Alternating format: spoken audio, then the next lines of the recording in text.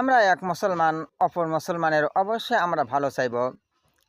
সেজন্য আপনাদের উদ্দেশ্যে কিছু কথা বলছি।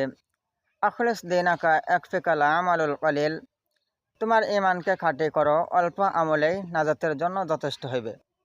রাসূল কারীম সাল্লাল্লাহু আলাইহি সাল্লাম আমাদেরকে এই উপদেশ দিয়েছেন যে আমাদের ইমান যদি খাঁটি হয় তাহলে অল্প আমলেই আমাদের নাজাতের জন্য যথেষ্ট হয়ে যাবে।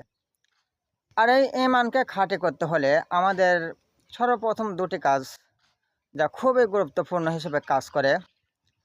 প্রথমত কাজটি হলো আমাদেরকে দিন সম্পর্কে জানা, আর দ্বিতীয়ত দিন সম্পর্কে জানার পর তদ অনুযায়ী মানা, অর্থাৎ সে অনুযায়ী আমল করা। এই দুটি কাজ যদি আমরা করতে পারি, আল্লাহ রাসূল সাল্লাল্লাহু আলাইহি সাল্লাম বলেছেন যে আমাদের ঈমান খাঁটি হবে। আর ঈমান যদি খাঁটি হয়, অল্প আমল করলে আমাদের জন্য জান্নাত নিশ্চিত হবে। সুবহানাল্লাহ। তো আল্লাহ তাআলা আমাদেরকে ঈমানকে খাঁটি করার তৌফিক দিন। আল্লাহুম্মা আমিন।